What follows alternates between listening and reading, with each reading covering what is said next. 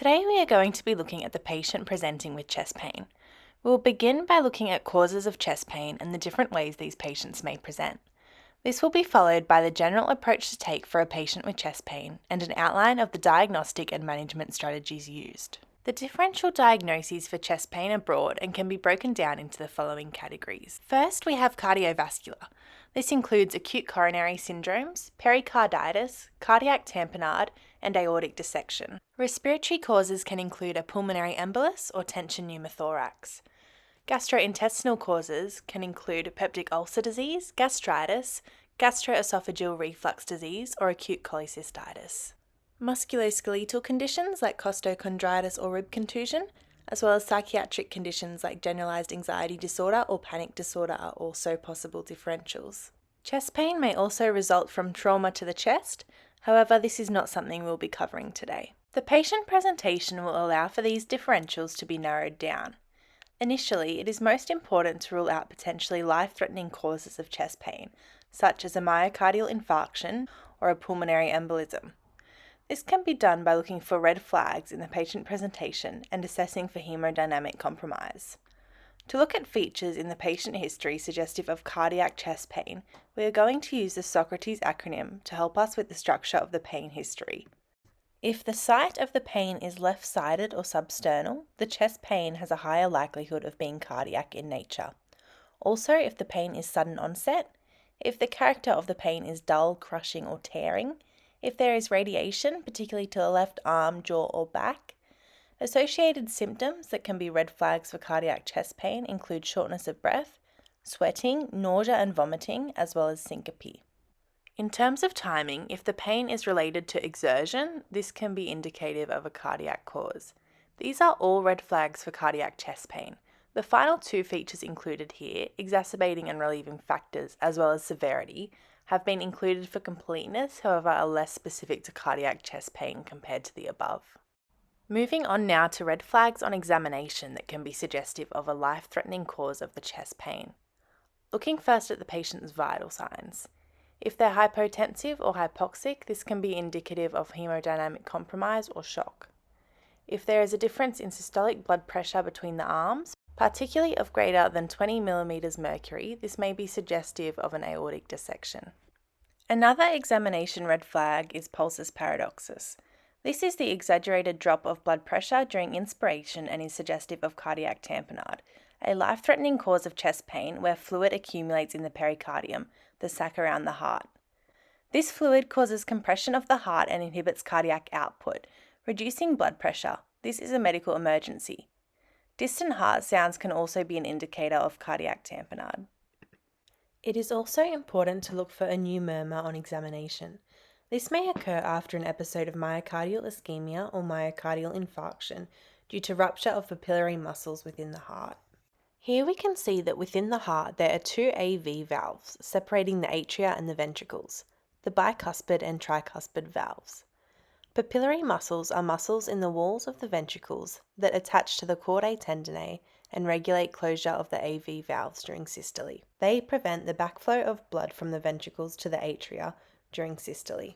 During systole, the ventricles contract and pressure within the ventricles increases. Without the help of the papillary muscles and chordae tendineae, the valve leaflets can bulge into the atria and allow blood to cross from the ventricles to the atria.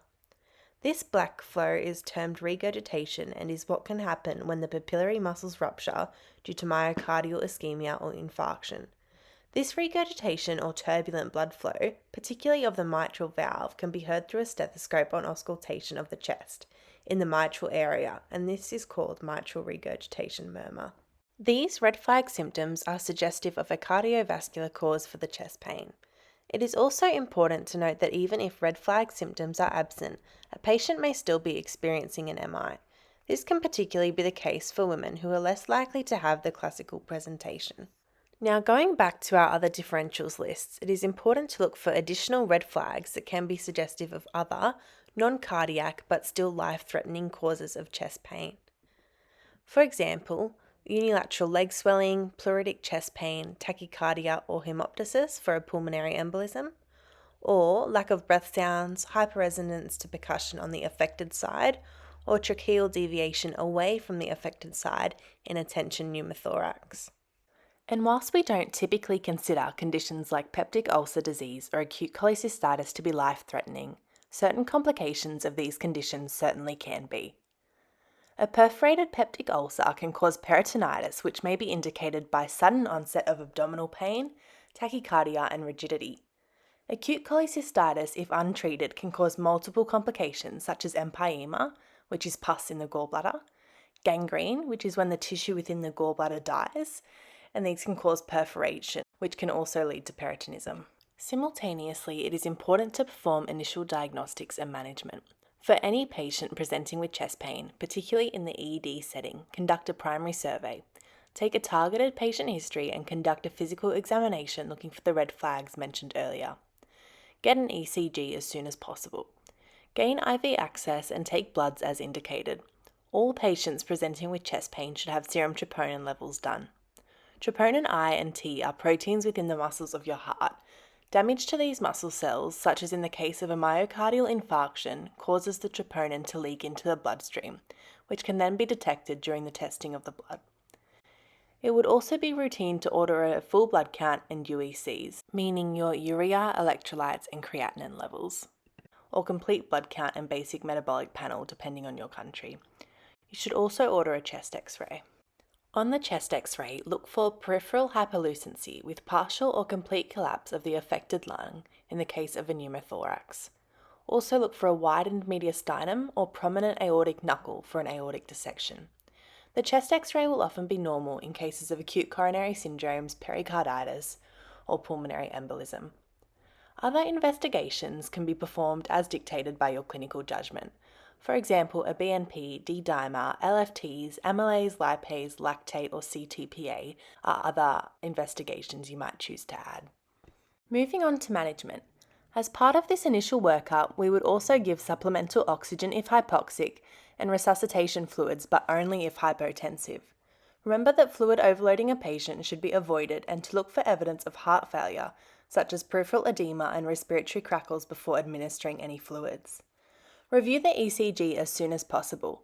Immediately look for any evidence of ST elevation. If the ECG and clinical picture show evidence of a STEMI, immediately escalate the patient by informing your reg and the cardiologist. This ensures emergency reperfusion therapy can occur as soon as possible. Administer aspirin 300 mg orally. As long as there are no contraindications, give GTN or glycerol trinitrate at 0.3 to 0.6 mg sublingually every 5 minutes. If pain continues despite 3 doses of GTN, or if contraindications are present, morphine can be administered at a dose of 2 to 4 mg aliquots IV up to 10 mg. Monitor patient for signs of respiratory depression or hypotension, as these can be common side effects of morphine.